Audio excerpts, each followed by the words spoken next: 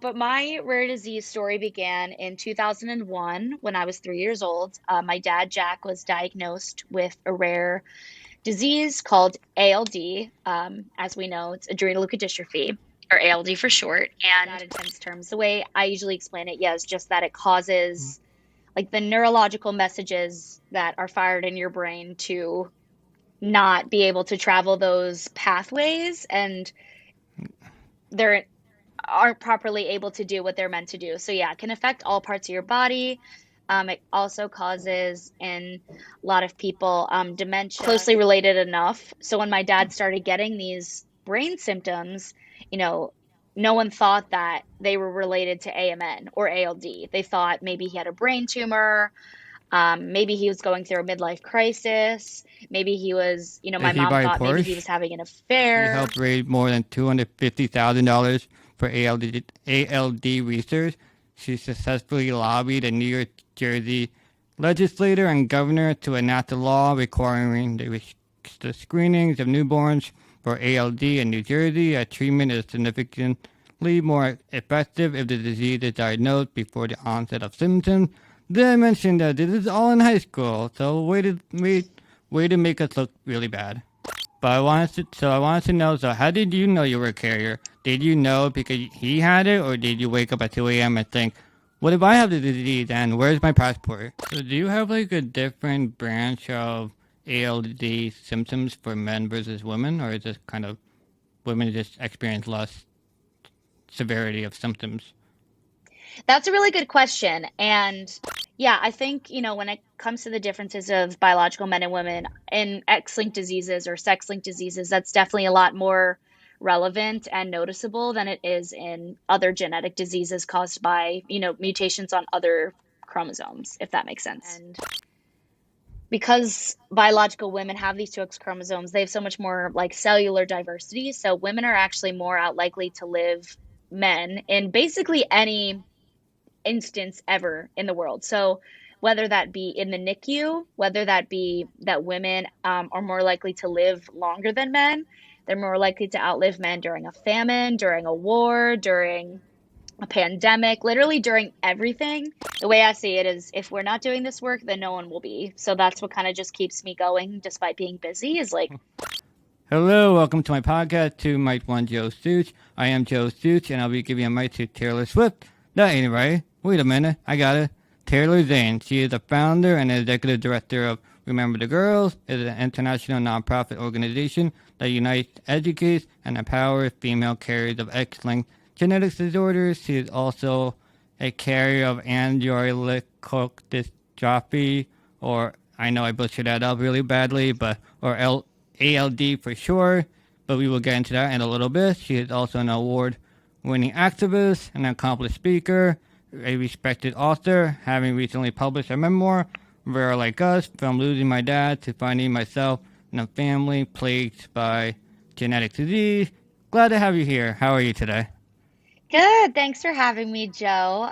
Yeah, the disease is definitely hard to say. It's adrenoleukodystrophy, or ALD for short. So, Well, most I'm people not saying reading that word that, ever again. yeah, most people reading it would definitely not know how to pronounce it. So, ALD is totally fine. We'll just go by that. Yeah, so I want to know. So, Taylor, how's the new album coming along? Was it a love story or is there a blank space? Oh my gosh. I would probably say it's a love story, to be honest. I don't listen to Taylor Swift that much anymore, but I have been keeping up, just on social media a little bit with all her new, albums and her versions of songs coming out. So I love the She's just recycling empowerment. she's just recycling content at this point, so I guess Okay, we're a new maybe, wave. maybe. Yeah, so no more Taylor references. I'm just gonna shake it off. Let's let's talk about your diagnosis because I'm sure there's correlation to you creating Remember the Girls organization. I feel sad because I'm excluded from the club. I'm Well, yeah, well, Remember the Girls as an organization, of course we do have girls in the title of the organization, but Remember the Girls really is an organization for any person who is considered a carrier of an X-linked disease, and by that it would be any person with two X chromosomes, regardless of their gender identity. So we are inclusive of anyone who would be considered a carrier. But obviously, Joe, you are not a carrier of an X-linked disease as far as we know. So yeah, you wouldn't be in the This group. podcast not going well at all. But my rare disease story began in 2001 when I was 3 years old. My dad, Jack, was diagnosed with a rare disease called ALD. As we know, it's adrenoleukodystrophy, or ALD for short. And he was kind of diagnosed with this a little bit out of the blue. He started having some behavioral changes, and ALD is a neurological disease. So it affects the white matter in the brain and can cause a variety of different symptoms. But he started Yeah, having some I have here that damage the membrane, the myelin sheath, like covers yes, nerve cells in the brain and spinal cord. Myelin acts as insulation around the nerve fibers.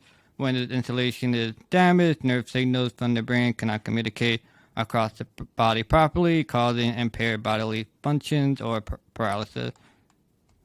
yeah, you hit the nail on the head. The way that I Yeah, I basically just want to describe it, educate. I didn't want, in case you're like a scientist or something, that I love it. I got you covered.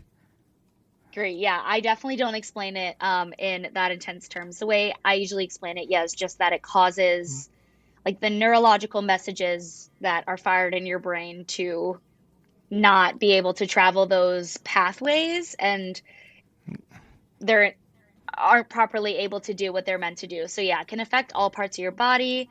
It also causes in a lot of people dementia. So my dad was having symptoms of early onset dementia, which is what led to him getting his diagnosis of ALD. And at the same time, my family was told that ALD is an X-linked disease, which means that the mutated gene or the variant that causes the disease is carried on the X chromosome. Wait, And let's go back a little bit before. So do you, do you remember your dad at all at being diagnosed? Because I know you were only 5 when he passed away. honestly, not really. It's kind of hard to know what is a memory and what is something that feels like a memory because it's based on a story that I've heard. I definitely do have a few memories of my dad when he was sick, but I really don't think I have any before he was diagnosed. No. So do you have any? So you have no memory of him really at all since you were so young. Yeah, not really. I mean, I've spoken to so many people that have known my dad, and of course, me and my mom still talk about my dad all the time. I talk about him a lot with my older sister. So I feel like I do know kind of the person that he was, or he's in a bunch of home videos that we have that my mom took when I was a baby. But no, yeah, I never really got the chance to know him at all. Yeah, to the audience, I don't want to seem that I'm insensitive. It's relevant to Taylor's whole story and inspiration to her, the whole powerhouse she created. But we'll get a lot more into that. Did he know he was diagnosed with this, or it just came out of the blue and it just struck? I guess when you were young. Yeah, so a few years before he started having these behavioral symptoms, he was told that he did have adrenomyeloneuropathy or AMN. And now we know that AMN is a variant of ALD, and that AMN can become the full-blown ALD, which includes the cerebral or the brain symptoms like dementia and confusion, behavioral changes. But at the time in the 90s, when my dad found out that he had AMN, because he had a lot of walking issues, he was always a bit clumsy. I actually don't know like how he actually got diagnosed with AMN, like what symptom it was that led him to get the diagnosis. But back in the 90s, they didn't really know that ALD and AMN were like closely related enough. So when my dad started getting these brain symptoms, you know, no one thought that they were related to AMN or ALD. They thought maybe he had a brain tumor. Maybe he was going through a midlife crisis. Maybe he was, my Did he mom buy a thought maybe he was Porsche? having an affair. No, yeah, like he bought my mom not a Porsche, but a minivan. And Oh, that was okay. weird Close. because, yeah, he was always really like, careful with his money, and he bought my mom a minivan that she really wanted without like without hesitation. And my mom was found that really strange because my dad was just not that kind of person. So there was all these little things like that, and he would forget where he put things, or he would get lost on the way to work when he had been working at the same place for over 10 years. And just these little things along the way. And him and my mom actually went to a marriage counselor, because my mom suspected that he might be having an affair, because she would call his Whoa. office. She would call his office and ask to talk to him. This was, before cell phones. And they would say he wasn't there. And then when he came home from work at the end of the day, my mom would ask him about it, and he would say that he was there. Um, but he really wasn't, like, at this point, he wasn't understanding really that, like, he was getting lost on the way to work and like not making it there some days, or making it there late. So we know that now, but back at the time, my mom, obviously her first thought wasn't like, oh, he has a brain disease. My Of mom course, thought, it yeah. was something different. So it was actually the marriage counselor who suggested that my dad get an MRI of his brain, because she just found it very unusual, like his symptoms and what he was doing. And the Wait, that's MRI is crazy. what, A therapist yeah, went and said, "Hey, that therapist seemed like a better doctor than most doctors now."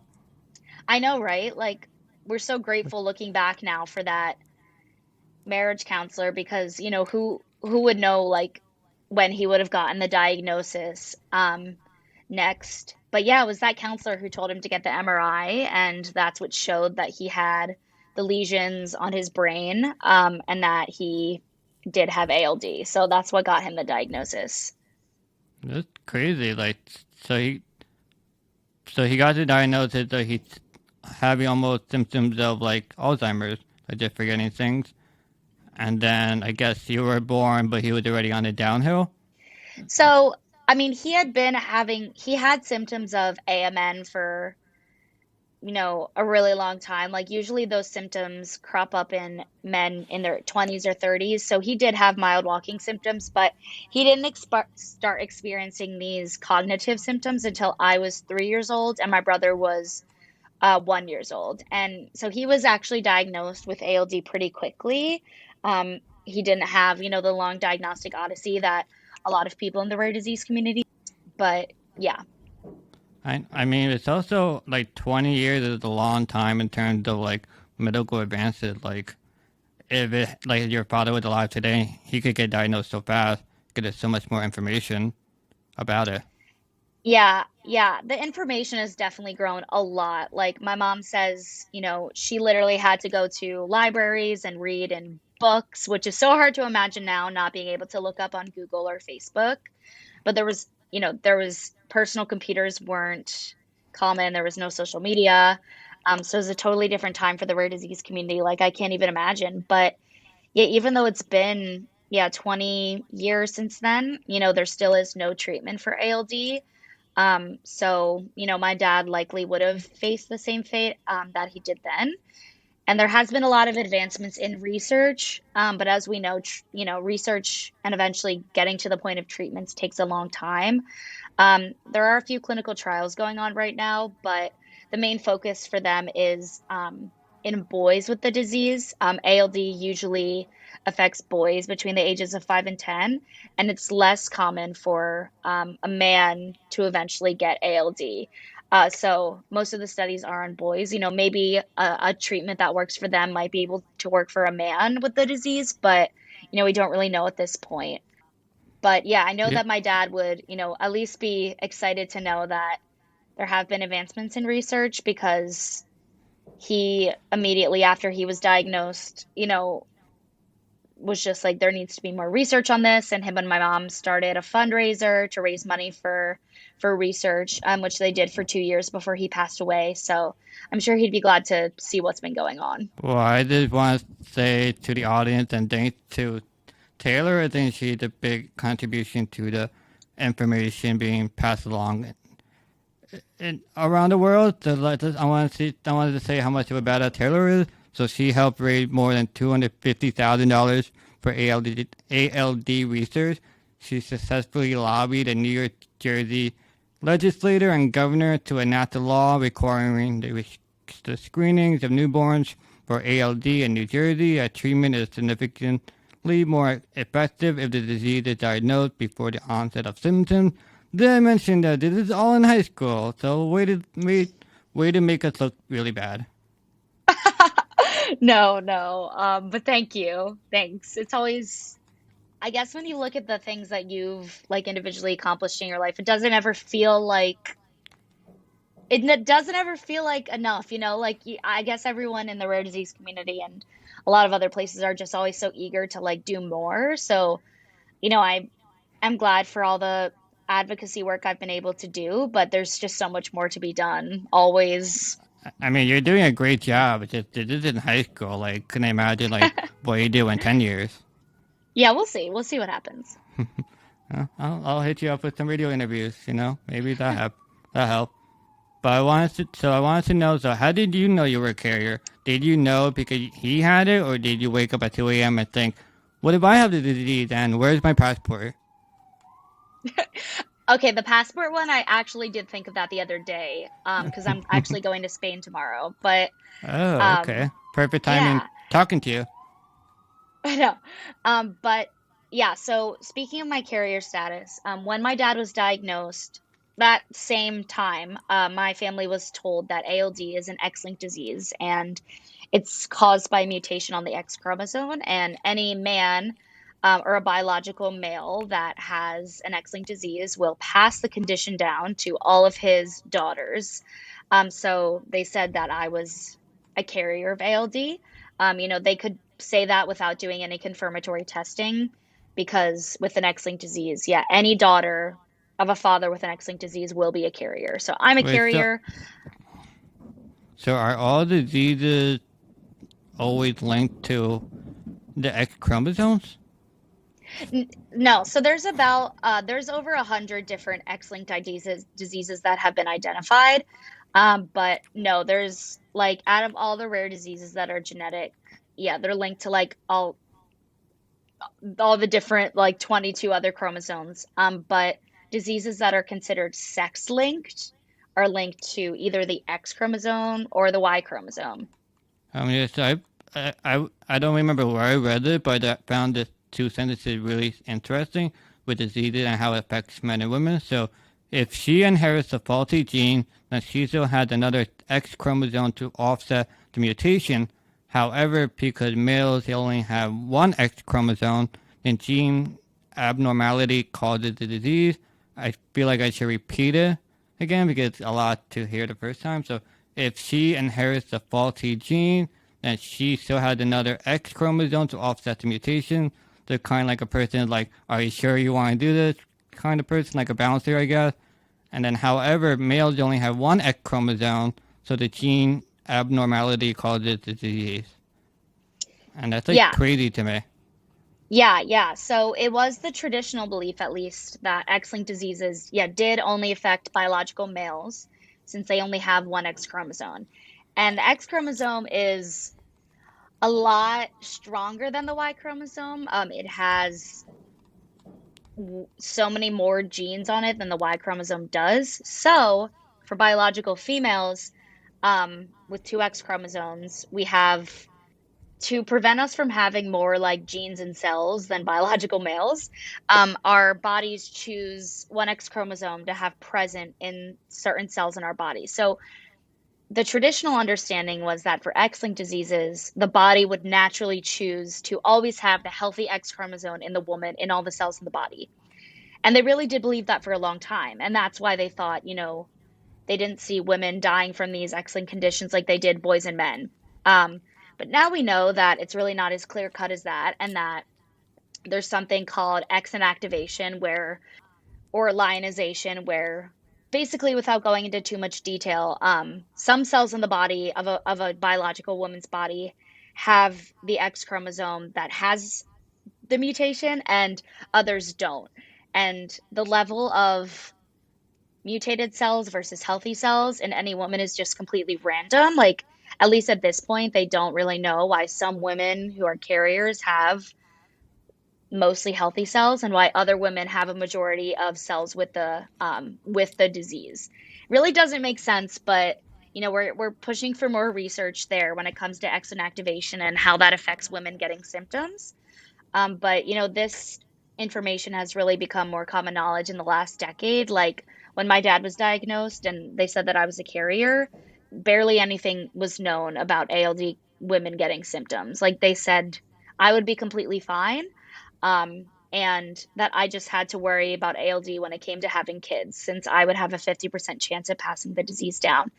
But now we know that over 90% of ALD carriers do develop symptoms.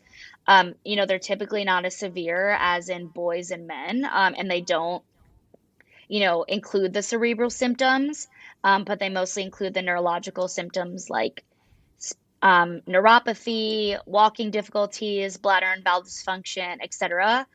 So, yeah, a lot of carriers do get symptoms. So the term carrier, doesn't even necessarily fit our community that well. Um, but yeah, X-linked diseases are a tricky one. And when it comes to language, they're definitely hard to navigate, but we're getting there. So do you have like a different branch of ALD symptoms for men versus women, or is it kind of women just experience less severity of symptoms? That's a really good question. And the answer is kind of fuzzy. So for a long time, they just said, okay, the symptoms women get are similar to AMN or that adrenomyeloneuropathy variant. That doesn't include the cerebral symptoms. And for a long time, they said, oh, yeah, they're just less mild versions of the men's symptoms. But recent research has actually shown that some women with ALD or ALD carriers actually have symptoms that have never been seen before in men with the disease. So I think they're starting to come to the understanding that, ALD in women, just since it is an X-linked disease, is different than it affects biological males. But yeah, the research isn't super far when it comes to that yet. But it is, ongoing. I'm going to be in a study next year for women with ALD, and I'm really excited about it. And I'll have to go through a bunch of different tests. And I don't have any symptoms right now. At least I don't really think I do. In ALD, they're really associated with age. So most carriers start getting symptoms in their 30s or 40s. And right now I'm 23. So I don't believe I have symptoms, but I know that the chances of me eventually getting them are really high. So I really want to, participate in research now and hope that when I do get symptoms, that there'll be more options for me. Because right now, there's not a cure for or a treatment, sorry, there's not a treatment for ALD, for boys or men. And then obviously there's not anything for women. So want to help. So when you say you're doing the study, are you doing a study that's based on women alone, or are you mixed with men too? So this study is actually based on women alone. In my research and just my knowledge of the community, it does seem like they mostly look at men and women differently in studies, which I think, does have some benefit, but I think it also would be good to just have, you know, studies that look at us in connection with each other and then maybe look at differences based on like biological sex. I think studies of biological sex differences in research is really important. So hopefully that's in our future, but I'm pretty sure this one is just for um just for ALD women. Because like I have a disease and it's genetic based, but I don't think it affects women any better than men. So I wonder why my disease is like hates everyone exactly the same, basically. Where yours is Yeah, very different. yeah. I mean, it seems like with a lot of genetic diseases that aren't sex linked, it seems like, they are pretty similar in men and women, but then you look at other types of diseases like, or even other types of health issues like a heart attack, and you see like the symptoms of a heart attack look really different in biological men versus women. Um, and, they've known through research that certain treatments for certain diseases or health issues, that women and biological women and men might need a different dosage, not just because of, size or anything, but actually because of like biologically. because biological women can process drugs differently. And there's just so many differences, like at a cellular level, that, they found that after, doing the study of Ambien, which is some like sleep medication, they studied mostly in a male population, which a lot of studies, medical studies historically have been done mostly on male populations, and not just males, but, white, able-bodied males from, a very homogeneous type of group, which obviously isn't representative of larger society. But they basically did the study in these men and then prescribed the drug to everyone and just said, oh, well, white men are the standard, everyone can just have the same drugs that they do. And then women started taking Ambien, and it led to a bunch of car crashes. Women would be driving to work the next morning and they'd still be so groggy and drowsy from the medication dosage, that they would get in car crashes. So then, looking at that real world evidence, I guess it was the FDA eventually decided to cut down the dose for women of Ambien because, they found that women were getting in accidents and dying. And obviously, in that case, it was too late. But just in general, the NIH really tries to push now for looking at biological sex differences in research studies. Um, but yeah, I think, when it comes to the differences of biological men and women in X-linked diseases or sex-linked diseases, that's definitely a lot more relevant and noticeable than it is in other genetic diseases caused by, mutations on other chromosomes, if that makes sense. Well, so say like it's crazy that you can. Yeah, I know what I'm to say. So I know that you guys, well, not you, but like scientists discovered the gene to like that causes ALD, which is amazing. That's a huge step in any like finding a medication for it. But it seems to you that it helps a lot, but there's still so much more to be discovered about it. And just having male and female, it could be like two totally different avenues of like that. There's still so much research that needs to be done to even Yeah, yeah. Like find they a don't necessarily. cure. Yeah. Yeah, you're totally right. Like, I think when it comes to getting drugs and medications approved for ALD, I think anyone in our community would agree that the most pressing population is like the boys and the men who get the cerebral version of ALD and then pass away from the disease. Like, we need to focus first on the terminal population within our disease. But, that's kind of where my organization, Remember the Girls, was kind of born because, I don't want attention to be taken away from the boys and the men with these diseases, with ALD and other X-linked diseases, many of which are life-threatening in biological males. But I still want, the girls and the women with these X-linked diseases to be remembered, and for the medical profession to acknowledge that many of them do have symptoms, and they have really difficult choices when it comes to having a family, since all X-linked carriers have a 50% chance of passing the condition down.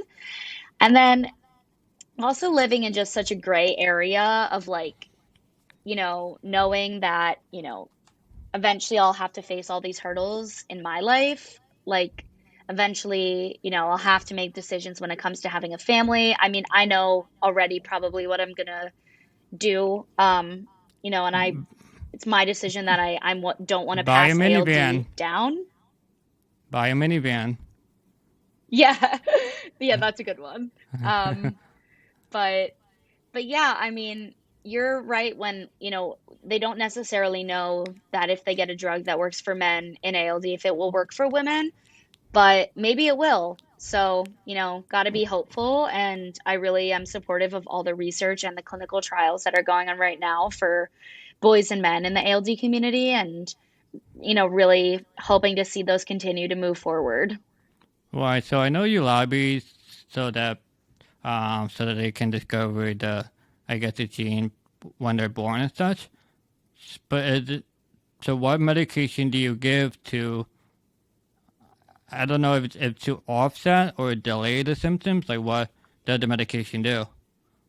Yeah, so good question.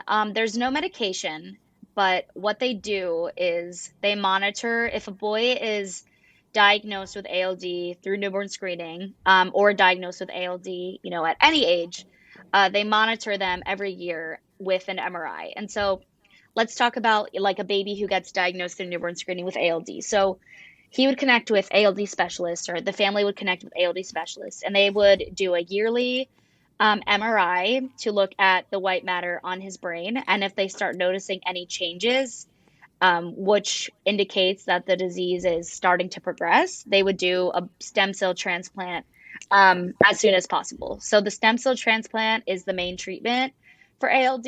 I don't really know if treatment is the right word for stem cell transplant necessarily, just because, it does definitely come with a lot of risks, and it's not always successful or effective. But in the case of ALD, when boys get a transplant, early before symptoms develop, their prognosis is, a million times better than if they get a transplant later, or then, of course, if they don't have any intervention, which then they would pass away.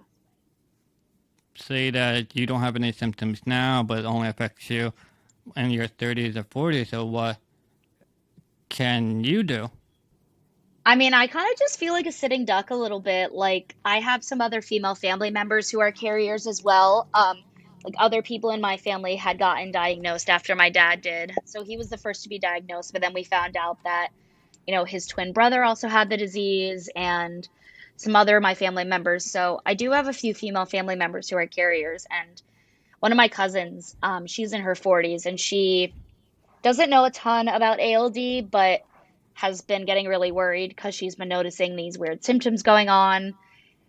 And, it's definitely stressful to see her start experiencing symptoms and know, like, that that's probably going to happen to me. But I don't know. I mean, like, this is just the genetics that I was given, and I don't really have anything I can do now. Like, there's nothing I can do to prevent, as far as they know, prevent the onset, or the severity of symptoms. Like, the only thing I've ever been told is to do Kegel exercises, because in women with ALD, like, the pelvic floor can become really weak. So Kegel exercises are the only preventative thing that I know, which, is not super comforting. But that's why I'm trying to help with research too, so when I do get symptoms, um, that, there'll be more research and more options. And, so many ALD carriers that have come before me, especially those that are a lot older in their 50s, 60s, 70s, are still participating, in research. And they know that any treatment that does come for carriers might not be able to help them, but that, it'll help the people in the younger generations. So I always, appreciate and love the fellow carriers in my ALD community for all that they've done. In the years before I came onto the scene, and even before I was born. Like, obviously, for as long as ALDs existed, women have been, getting symptoms, but it's really just in the last decade where our community has kind of rallied to be like, we need more research, we need to be taken more seriously. So So I know you mentioned the stem cell transplant with boys. Like, is that not an option for you?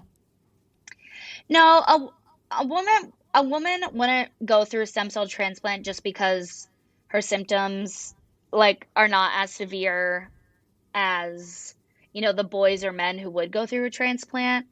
The transplant is really done to, like, prevent the cerebral symptoms from coming on. So, like, when my dad was diagnosed, he was given the option of a transplant, but at that time they had done so few transplants on men with ALD, and like over half of them resulted in, or failed, and the person ended up passing away. And by the time, like, he was diagnosed, it was a little bit late, so he would have still, like, had these lasting, symptoms. Like, a stem cell transplant doesn't reverse, like, what's already happened. It can only stop it from getting worse. So my dad didn't go through a transplant. But yeah, as far as women go, some of them definitely have severe symptoms, in the sense where they lose the ability to walk, but they don't, it would be extremely, extremely, extremely rare for them to have the symptoms like the early onset dementia, or the personality changes, or losing the ability to talk, or losing eyesight, hearing, like those are all things that can happen in boys and men with ALD, but not in women. Yeah, so if I see a minivan in one of your Instagram photos, I'm gonna be thinking the worst. Yeah, honestly, you should. That's really I'd be funny. like, oh no. Yeah. Yeah, that's the sign.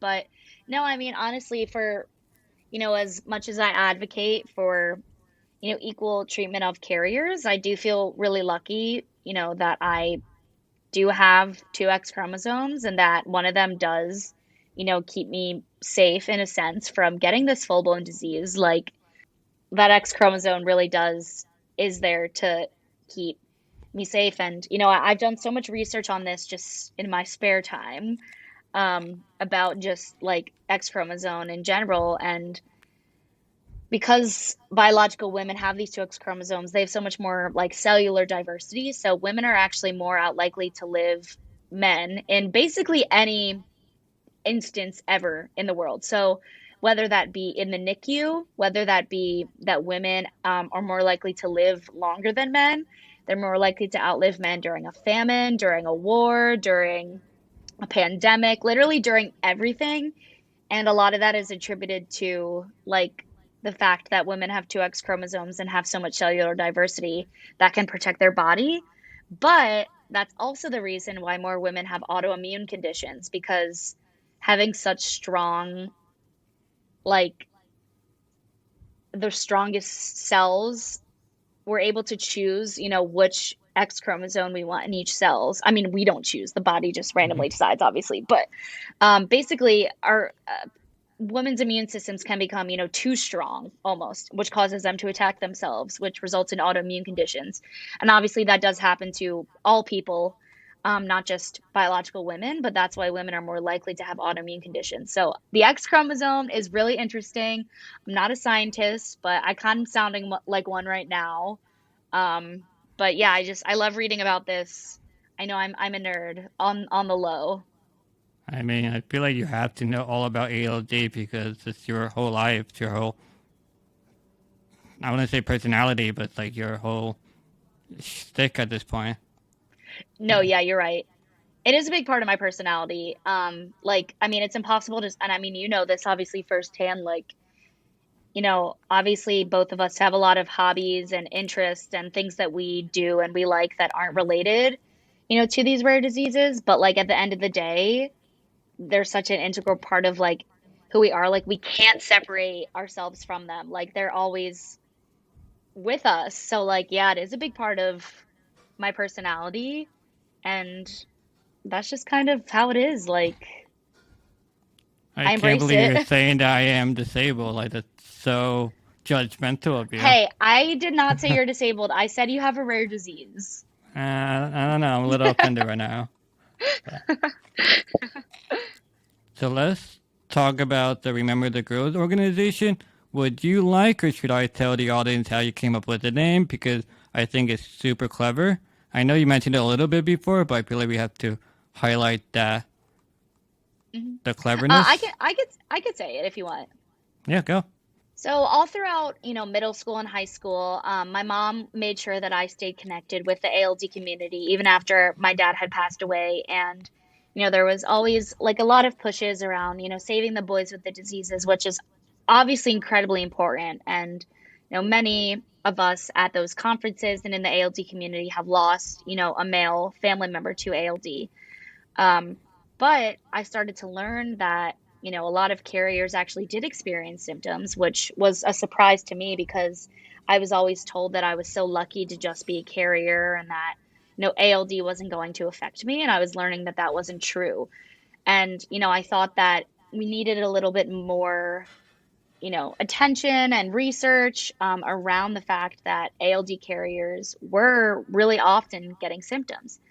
Um, so I started, working with some of the other carriers in my community to advocate for that. And then honestly, just through, being active on social media and somehow starting to meet people in the rare disease community, I learned that there was a lot of other X-linked diseases like Duchenne muscular dystrophy or hemophilia, where women were long considered to be just carriers, but a lot of them did experience symptoms, and they were facing the same exact issues that we were in the ALD community, because ALD was thought to be a boy's disease, not a disease that affects girls or women.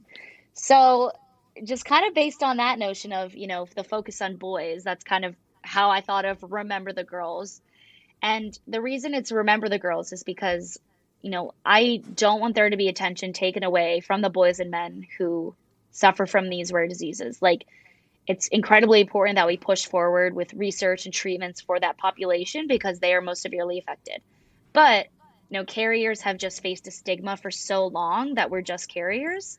And I think that we want our communities, but the medical profession, and I mean, really just anyone who comes across our campaign, to remember us and know that, we're not just carriers, and many of us are affected with symptoms, or, we have this 50% chance of passing the disease on. So many of us have difficult choices when it comes to having a family. And we just want people to know, that our population kind of exists. Like, we're in such a subset, we're in the rare disease community, we're in these rare diseases, and then we're an even smaller subset within these rare diseases. So I think just Remember the Girls, I don't know, just kind of hit for me. And I've definitely gotten a lot of, good feedback about the name. A lot of times people think it's a breast cancer organization, I but was we, just we are about in the, to say that. yeah, I was just about to think. yeah, that's really often, but we're in the process of rebranding. So we're keeping the same name, but we're going to change, and no longer use pink as our primary color, because pink and breast cancer, are so tied, and the breast cancer has the ribbon, and Mhm. in our logo, there's an X chromosomes, which kind of could look like a ribbon. So we're trying to move away from that a little bit, but the name will definitely always be the same. But we are rebranding. Oh, so you're rebranding too. That's nice. Yeah, yeah, a lot of rebranding going on here, Joe. Yeah. Yeah, for the audience that may not know, but I used to go at Joey Sooch, and now I'm going to Joe Sooch, and Taylor is my first guest at Joe Sooch, so a, I am, I guess I graduated, and now I'm the adult version of this. I'm like a Pokemon, I guess. Evolved. I feel Yeah, like with evolved time, Pokemon. I love it. yeah, with time to graduate Joey with the new content I want to post, and I feel like it's not a Joey move anymore, it's like a Joe move, so I feel like it'll give me a little more respect in the adult world. And just I like feel at the, like Joe's a good fit. Joe is yeah, like, yeah, moving on to these bigger and better things. Like, you'll always be Joey in your heart, but it's time for Joe to take the stage. well, I think it's first like when you introduce yourself as Joe, it kind of says a more of a statement than Joey. Like, oh, like if you think of the celebrity, there's like Joe Jonas, Joe Rogan. Like you don't know any True. Joe. The only Joey I know is like Joey from Friends, and he's like an idiot almost. And then Yeah, Joey Fatone from NSYNC, but he's like a weird character kind of thing. I think he's playing a character on the NSYNC band. So, but yeah, there's no really Joeys here. And then what really hit me is that I don't know. Did you watch the show called You? no, I actually haven't watched it, but I know about it. Oh, so his name is Joe Goldberg, and so they have flashback to him when he was a child and with Joey. And then, I don't know, like it hit me like throughout the episode. I like totally forgot about the episode. I was like, huh, like he's Joe now. Like it like hit me and like, you know what? I think I have to change my everything. It's just annoying now because I have to change everything. Like I thought I like did like interviews and stuff. It's like Joey, and they like put emoted me at Joey. So now I have to do this whole like if people will find me anymore.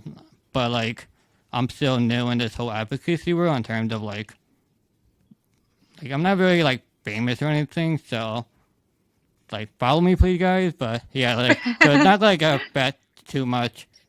It's not gonna affect too much. It's not like people are gonna, But I don't Yeah, know. it's a good Maybe time for it. It's a good time yeah. for it. So I want to go back to you again because it's all about you. So you were the founder to Remember the Girls, and you were the president of it, but I don't think you're the president anymore. And it said you are the executive director. Yeah. Yeah, So yeah. what is? Yeah, so now I'm Yep. the executive director of the organization, and We do have another member of our group. Her name is Emma, who is now the president of our board.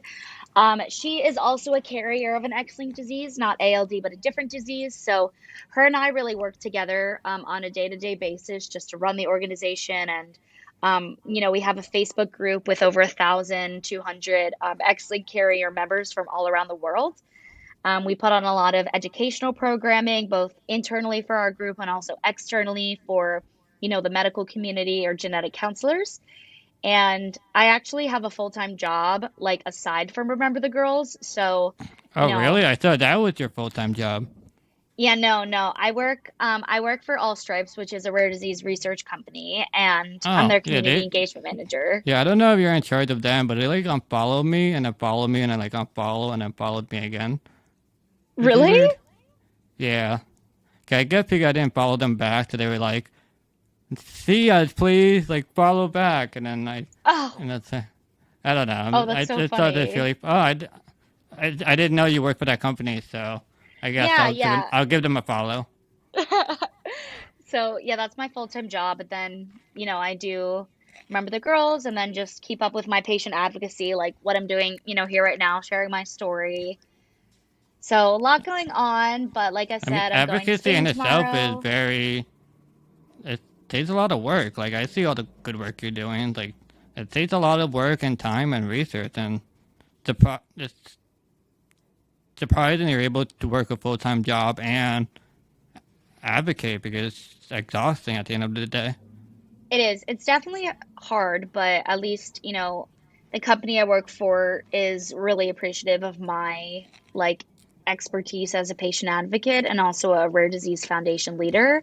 And they want to make sure that I'm not like giving up opportunities you know, or they don't want my organization like to backslide. So they're very flexible when it comes to that. Like, if I need to do something during the week for Remember the Girls, I can just let them know that I'll be busy this hour with something for Remember the Girls.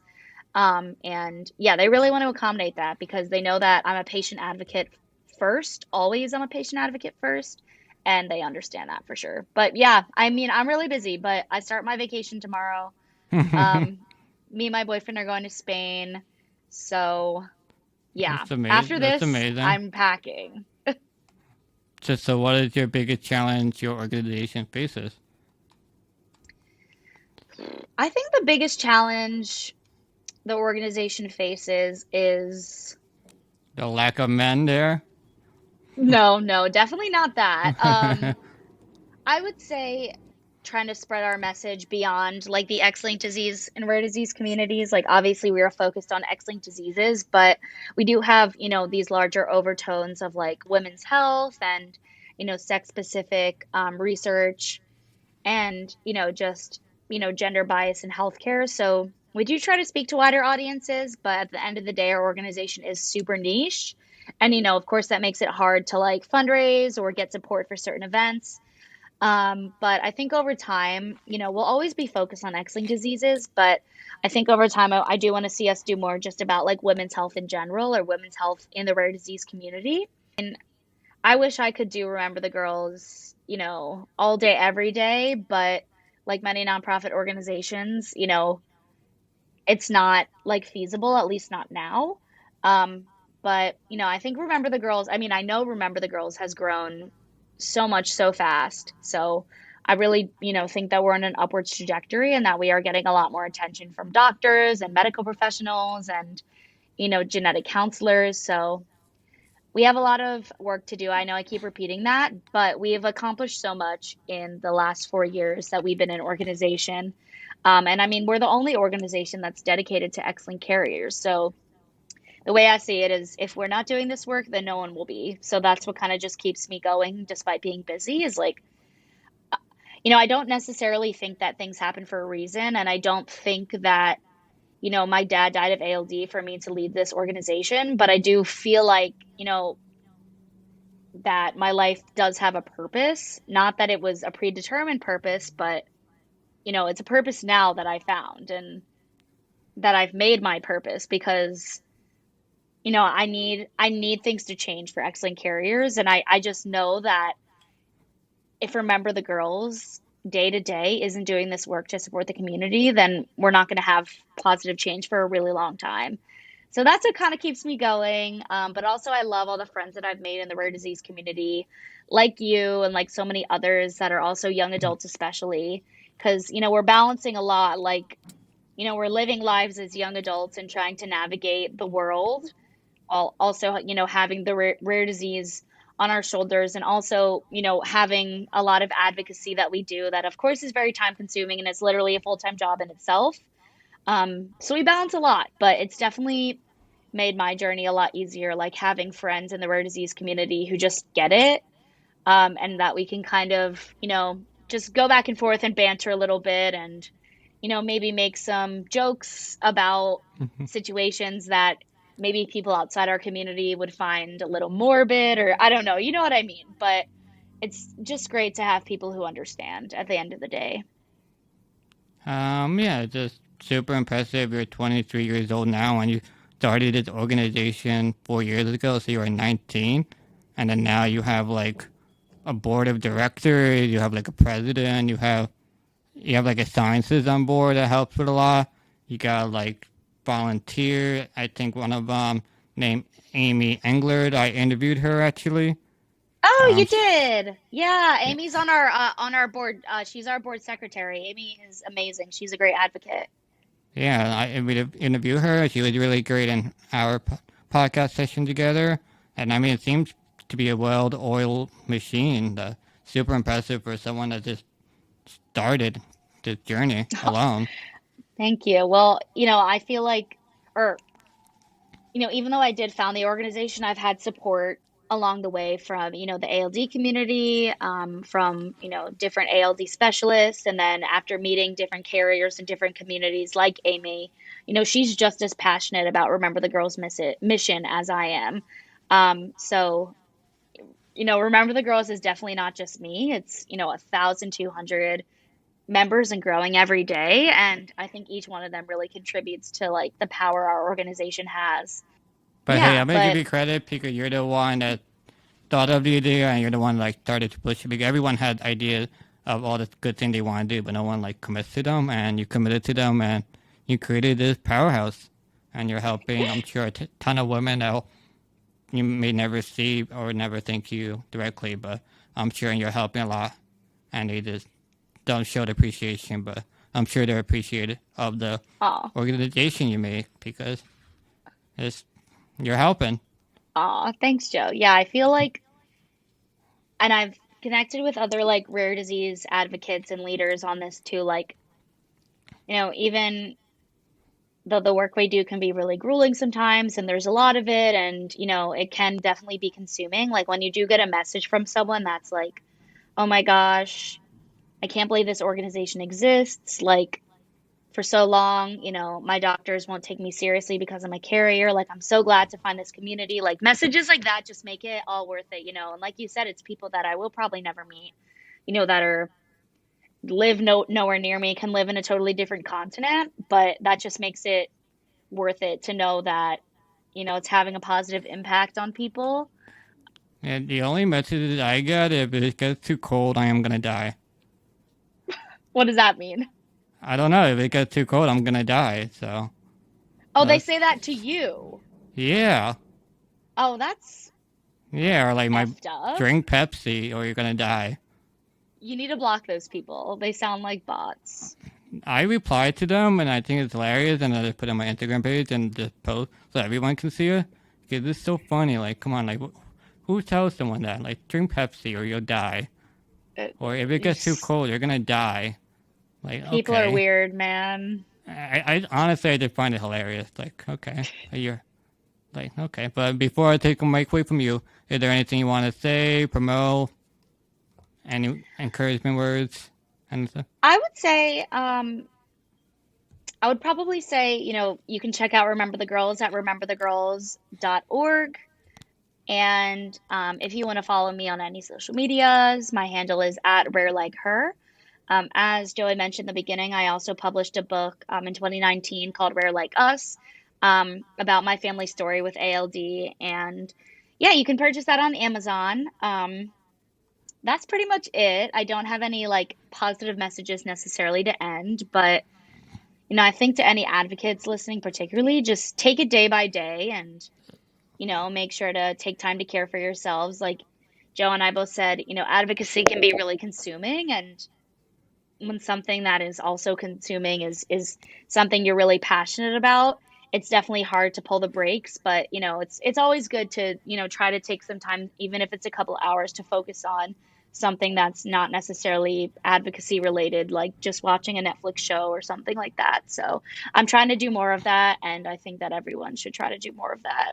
Yeah, and Thank you. if you see someone buy a minivan, please seek help immediately because they could just have ALD. Thank you Yep, that's a everyone good for listening. takeaway. Yeah, so thank you everyone for listening and watching. All the links will be in the description below. Thank you, Taylor, for coming here, and thank you everyone for listening and watching. And I'll see you next time. Bye.